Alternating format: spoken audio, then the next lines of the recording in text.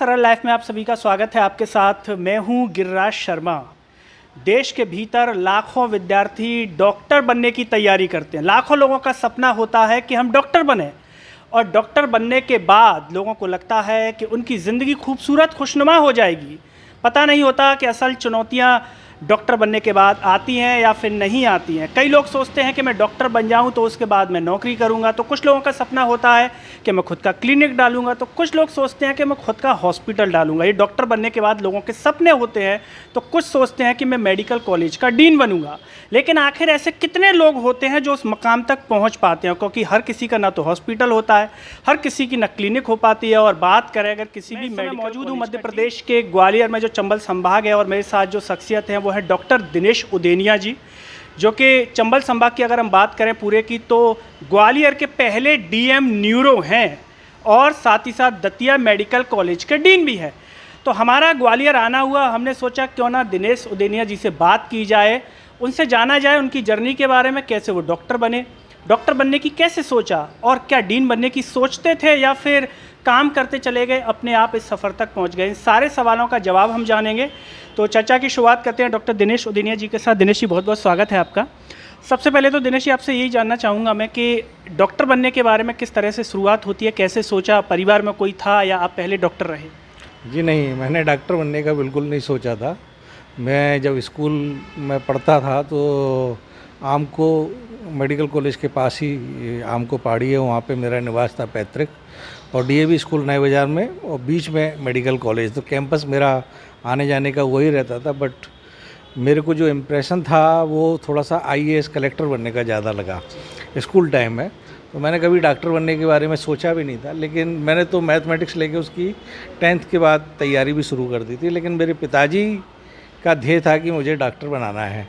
तो वो audit officer थे, जब ऑडिट करके लौटे तो उन्होंने मेरी मैथ छुड़वा के मेरे को बायोलॉजी में एडमिशन दिलवाया, और बोले कि नहीं, तुमको पीएमटी की तैयारी करनी है। तो इस तरीके से उन्होंने डॉक्टर बनने का, तब भी मेरा प्लान नहीं था। मैंने कहा, उस समय जो मैं 90 की बात कर रहा हूँ, उस समय ग्वालियर में मेडिकल कॉलेज का क्रेज़ बहुत अच्छा था।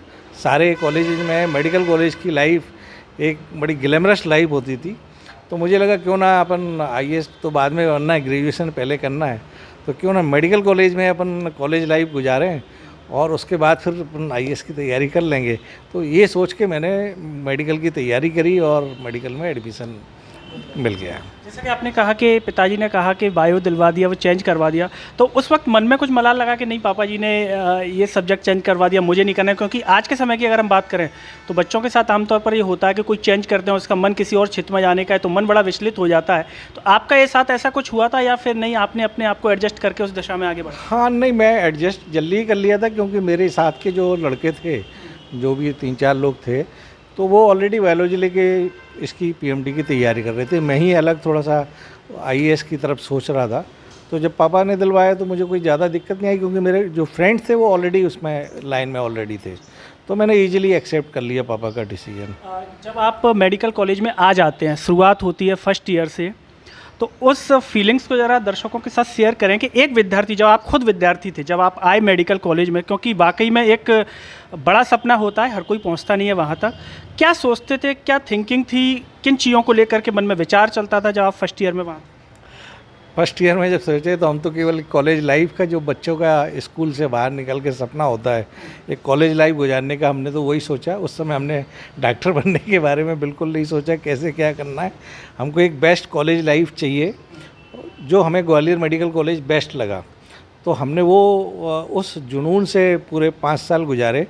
और डॉक्टरी में हमने ये ज़रूर वहाँ पे फर्स्ट ईयर में आके सीखा कि बेटा, डॉक्टरी अगर आपने ले ली है तो आपकी पढ़ाई तो कभी बंद होनी नहीं है। तो वो तो हमने अपने जीवन का एक अंग मान लिया, जैसे खाना खाना, पानी पीना, वैसी पढ़ाई तो हमको करते रहना है। तो हमने उसको कभी एक अतिरिक्त लोड के रूप में नहीं लिया, उसको अंगीकार कर लिया।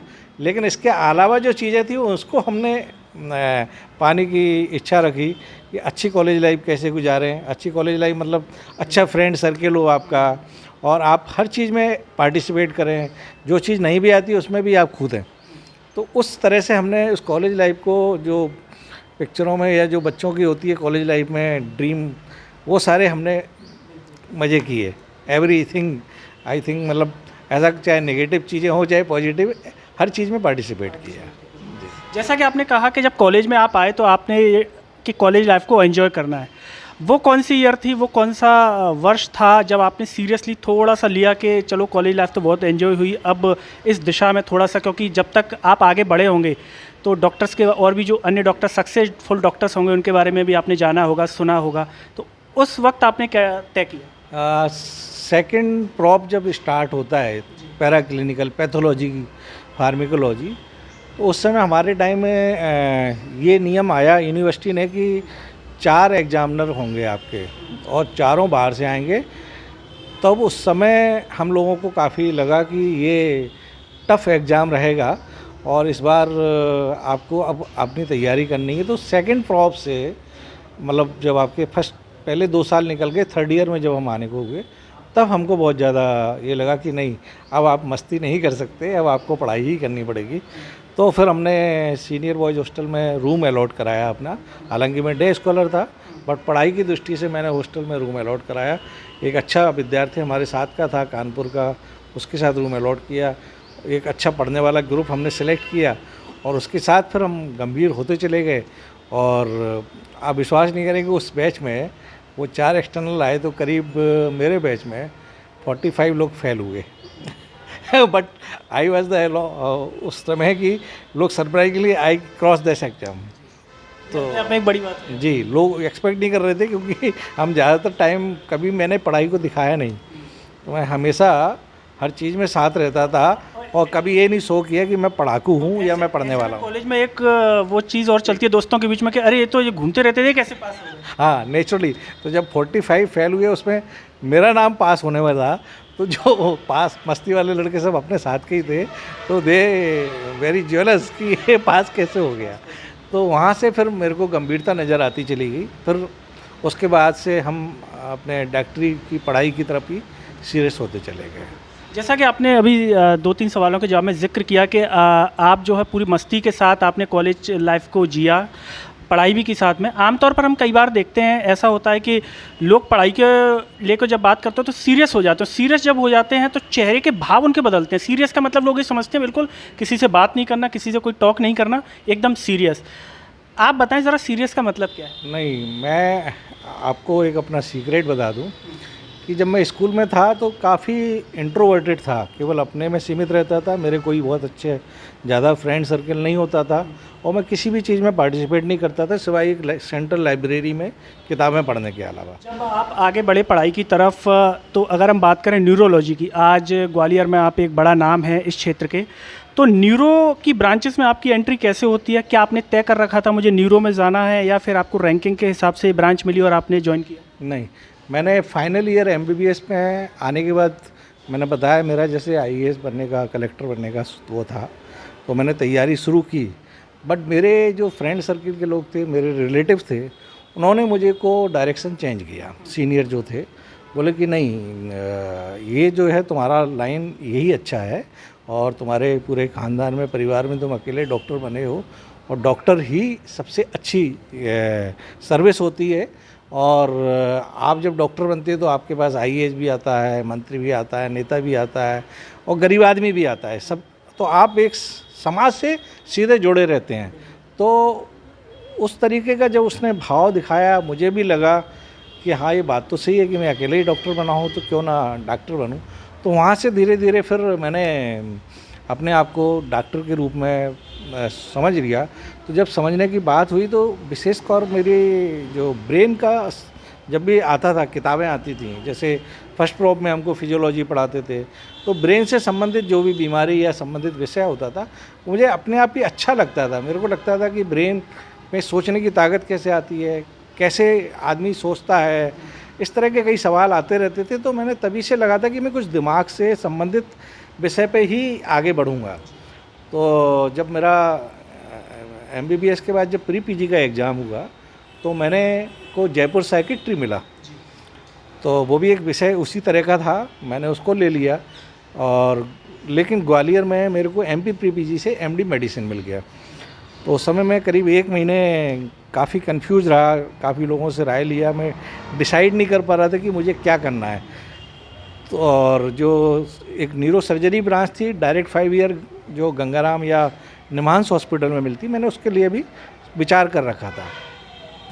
बट मेरे को सर्जरी में ज़्यादा इंटरेस्ट नहीं था। मुझे लगता था कि मैं ब्लड से थोड़ा सा दूर रहने वाला सात्विक प्राणी था, तो मुझे नहीं, मैंने कहा ये नहीं कर पाऊँगा। तो मैंने इन दोनों में से एक चुना। फिर फाइनली मेरी फैमिली का प्रेशर, जो मेरे पापा जी हमेशा मेरे को गाइड करते थे, उनका आया कि नहीं, तुमको वहाँ का डॉक्टर नहीं बनना है, तुमको ये मेडिसिन का ही डॉक्टर बनना है। तो फिर जब मेडिसिन में आ गए तो फिर मुझे लगा फिर मुझे अब न्यूरोलॉजी ही मेरे पास ऑप्शन बचता था। तो फिर मैंने न्यूरोलॉजी फाइनल मान के तभी एमडी फर्स्ट ईयर में ही मान लिया कि एमडी मेडिसिन फिर करूँगा 3 साल, उसके बाद फिर न्यूरोलॉजी में जाऊँगा। तो ये मेरा विचार वहाँ से न्यूरोलॉजिस्ट बनने का आया। और जब जैसा कि आपने कहा कि न्यूरोलॉजिस्ट बनने का विचार आपका इस तरह से आया, उसके बाद जब और आगे बढ़ते हैं या जब हम शहर में स्थापित होते हैं, क्लिनिक खोलते हैं, आपका ये रहा शुरुआत से विजन कि अब मैं यहाँ तक पहुँच गया। कभी आपके भी कॉलेज में भी डीन रहे होंगे, आपने देखा होगा कि डीन का एक जो रुतबा होता है, एक जो जलवा होता है। क्या आपने कभी सोचा था कि मैं यहाँ तक पहुँचूँगा या मुझे बनना है? नहीं, मैं जयपुर से मैंने जब डीएम किया था तो वहाँ पे अपने कॉलेज जैसा था, प्रिंसिपल डीन बनते थे, सुपरिटेंडेंट बनते थे। तो जो हमारे बॉस थे वो अक्सर ये कहते थे कि नहीं, ये प्रशासनिक लाइन में क्लिनिशियन को नहीं जाना है। बट आखिर के रिटायरमेंट टाइम में उन्होंने प्रिंसिपलशिप ज्वाइन किया तो बोले कि मेरे को टीचिंग अच्छी इम्प्रूव करनी है मेडिकल कॉलेज के, इसलिए आया, rather than any other interest यानी पावर्स हो। तो मेरे भी दिमाग में यही था। मैंने भी कभी नहीं सोचा था कि मुझे डीन या सुपरिटेंडेंट कभी बनना है। मैंने कहा ये सब तो मैनेजमेंट वाले लोग होते हैं, अपने को तो अपना मरीज वाला काम ज़्यादा करना है। और जब मैं एक्चुअली 2019 में प्रोफेसर न्यूरोलॉजी बना तो मैं एमपी का पहला प्रोफेसर न्यूरोलॉजी था। तो मेरे दिमाग में सीधा सा था कि मेरे को मध्य प्रदेश का इकलौता न्यूरोलॉजी संस्थान ग्वालियर में है, तो मेरे को इसको डेवलप करना है, मेरे को डीएम न्यूरोलॉजी कोर्स चालू करना है। ये मेरे मन में भावना जब मैं डीएम शुरू किया था जयपुर में, पढ़ते पढ़ते तभी आ गया था, क्योंकि ग्वालियर में कोई डीएम नहीं था। तो मैंने तभी प्लान कर लिया था कि मुझे ग्वालियर वापस आना है, डिपार्टमेंट ज्वाइन करना है और डिपार्टमेंट को डेवलप करना है। और यहाँ पे मध्य प्रदेश का डीएम न्यूरोलॉजी कोर्स ग्वालियर में पहली बार चालू कराना था। तो मैंने जब से आया था 10 साल 2010 से लगातार प्रयास कर रहा था कि मैं डीएम चालू करूँ। तमाम चिट्ठियाँ, सारे मंत्री विधायक जितनी भी मेरे पहचान में थे, सबसे संपर्क करके न्यूरोलॉजी के उद्धार करने की कोशिश की। फाइनली अभी इस साल हमको डीएम न्यूरोलॉजी की 3 सीटें मिल गई और हमने मध्य प्रदेश में पहले स्थान पे हैं कि अब डीएम हमारे कॉलेज से चालू होगी। आपने जो इतने साल प्रयास किया उसका फल जो है इस वर्ष मिलने वाला। बिल्कुल, मुझे ये समझ में आया, शासन में, सरकारी नौकरी में परेशानियां बहुत होती हैं, बहुत कुछ झेलना पड़ता है, लेकिन आप अगर अपने मंसूबे साफ़ हों, इरादे नेक नियति के हों, जनता की सेवा के हों, तो मुझे लगता है भले ही धीरे धीरे आपको फल मिलता है, लेकिन फल अच्छा मिलता है। जैसा कि आपने कहा था कि जो आपके सीनियर्स थे उन्होंने कहा कि इस प्रशासनिक सेवा के चक्कर में नहीं पड़ना है, अपनी प्रैक्टिस पर वो करना है, यही आपका भी मानना था। तो फिर डीन बनने की तरफ कैसे मुड़ गए, कैसे आपने वो पद ग्रहण कर लिया, ज़रा उसके बारे में? हाँ, ये तो अचानक से एक्चुअली प्रस्ताव आया। उस समय जब कोविड टाइम चल रहा था तो कोविड में प्रैक्टिस काफ़ी कम कर दी थी, जैसा सभी को पता ही है। केवल मैं गवर्नमेंट में जाता था न्यूरोलॉजी में, केवल वहीं पे मरीज़ देखता था। क्लिनिक का काम काफ़ी हद तक बंद कर दिया था, मरीज़ ज़्यादा प्राइवेट में नहीं देखते थे। तो बस जो कोविड काल जस्ट चल ही रहा था, उसी बीच में ये बात आई। तो उस समय क्योंकि पेशेंट लोड भी ज़्यादा नहीं था, तो ये लगा कि दतिया मेडिकल कॉलेज, अब यह कह सकते हैं कि माई जी की कृपा थी, उन्होंने बुला लिया मेरे को। तो जब आया तो मैंने कहा चलो कुछ समय के लिए ये भी करके देखते हैं, अभी ज़्यादा काम तो कर नहीं रहे हैं और कोविड वैसे भी चल रहा है। उस समय लोगों का काफ़ी ज़्यादा संकट भी चल रहा था जीवन बचाने का, तो जो भी कुछ हो रहा था सब अस्पताल के, सरकारी अस्पताल के माध्यम से ही हो रहा था। तो मुझे लगता है इसमें शासन के रह के, शासन की नीतियों को अपन अपने विचारों में रख के परिवर्तित करके अपन जनता को मैक्सिमम लाभ दे सकते हैं। तो हमने उस प्रस्ताव को स्वीकार कर लिया टेम्परेरी तौर पे। जैसे आपने उस जिम्मेदारी को संभाला, तो जब एक जिम्मेदारी आती है तो कंधों पर भार भी आ जाता है। तो जैसे ही आपने उसको ज्वाइन किया, क्या आपके मन में विचार रहे कि मुझे दतिया में ये चीज़ करनी है, और जब से आप काम कर रहे हैं क्या क्या बदलाव आपने वहाँ पर किए हैं और आने वाले समय में करने की आप सोचते हैं? निश्चित रूप से मैंने पहले ही बताया, चूँकि मैंने छात्र जीवन बहुत अच्छे से जिया है, तो छात्रों की जो समस्याएं थी मेरे मन में शुरू से रही और मैं लीडर भी रहा। शुरुआत से मैं जूनियर डॉक्टर एसोसिएशन का 2 साल लगातार प्रेसिडेंट रहा, और जब कॉलेज में थे तब भी हम अच्छे अपने छात्रों की लीड करते थे।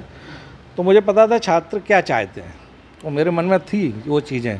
तो मैंने जाके केवल एक सबसे पहली प्राथमिकता दी, मेरे बच्चे जो कॉलेज में नए आए हैं, दतिया जिन्होंने अपना चुना है, दतिया मेडिकल कॉलेज को अपना भाग्य बनाने का जगह, तो उनको मैं वो सारी चीज़ें उपलब्ध कराऊं जो किसी बड़े पुराने मेडिकल कॉलेज में है, जैसे हमारे ग्वालियर में या भोपाल इंदौर में। तो मेरा जैसा पहली प्राथमिकता कि बच्चों का मन में यही नहीं रहना चाहिए कि मैं किसी नए मेडिकल कॉलेज में पढ़ रहा हूँ तो ये कमी रह गई। तो उस लिहाज से मैंने सबसे पहले बच्चों से बड़ा सामंजस्य बनाने की कोशिश की। मैंने उनसे कभी डराने धमकाने या दूरी बनाने की कोशिश नहीं, मैं खुद उनके पास जाके गया। तो धीरे धीरे बच्चे भी हमसे सीधे जुड़ गए।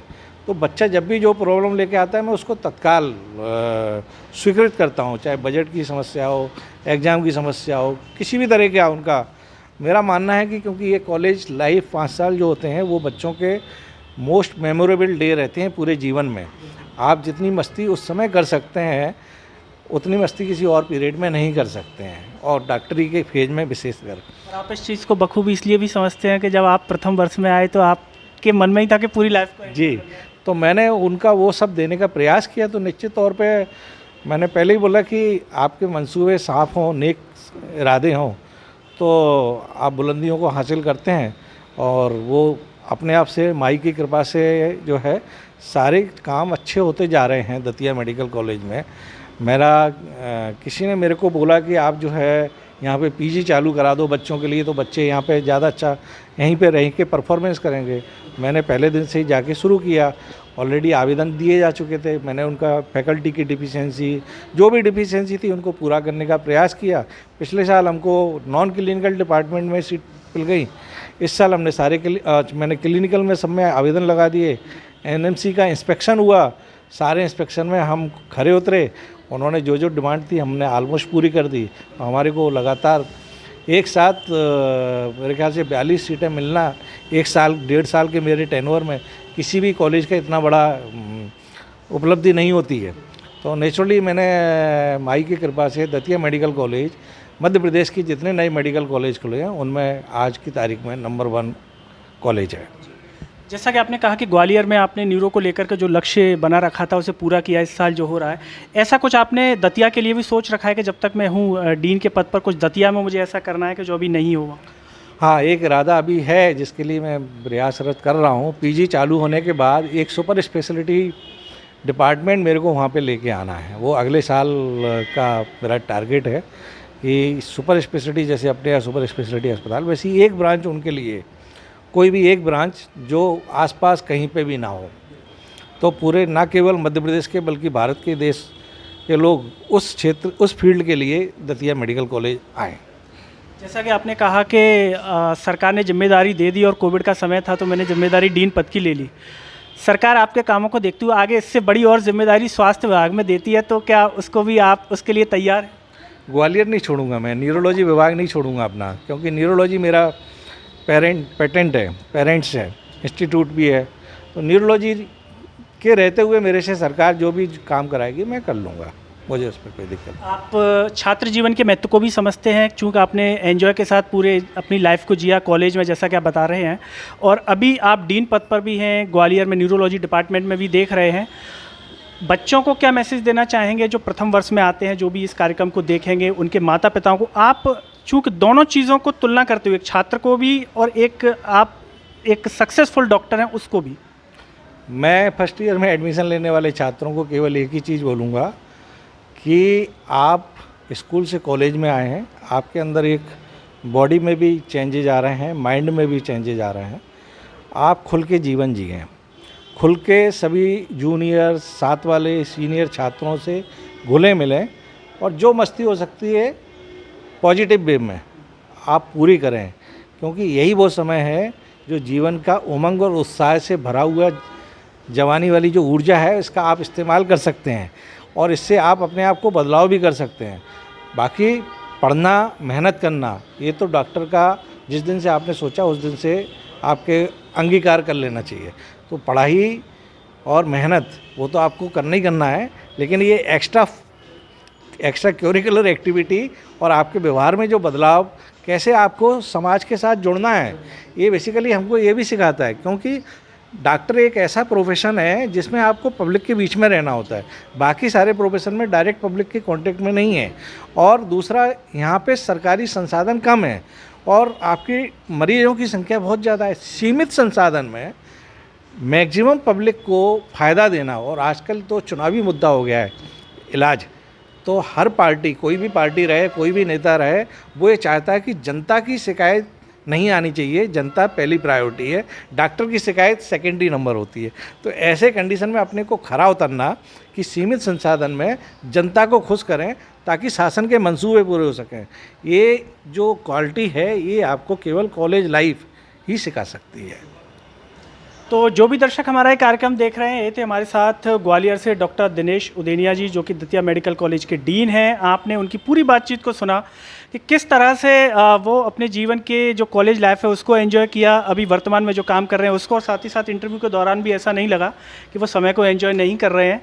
और सबसे बड़ी बात कि न्यूरोलॉजी में जो है ग्वालियर चंबल संभाग से प्रथम डीएम न्यूरो हैं और अपने आप में एक बड़ी ब्रांच होती है। तो जो जी, और प्रोफेसर भी हैं, और सबसे बड़ी बात कि इतने जो है पूरी एनर्जी के साथ काम करते हैं। तो जो भी लोग ये कार्यक्रम देख रहे हैं, जो चिकित्सक हैं, जो प्रथम वर्ष में हैं, जो द्वितीय वर्ष में हैं, इनकी इस कहानी से काफ़ी कुछ सीखा जा सकता है। और आपके मन में भी अगर कोई सवाल है जो हम नहीं पूछ पाए, आपके मन में आ रहा हो कार्यक्रम देखने के बाद, तो कमेंट बॉक्स में ज़रूर बताइएगा। अगली बार जब हम डॉक्टर दिनेश उदेनिया जी के बीच में होंगे तो उन सवालों के जवाब भी हम उनसे लेंगे। तब तक के लिए मुझे और डॉक्टर दिनेश उदेनिया जी को दीजिए इजाज़त। नमस्कार।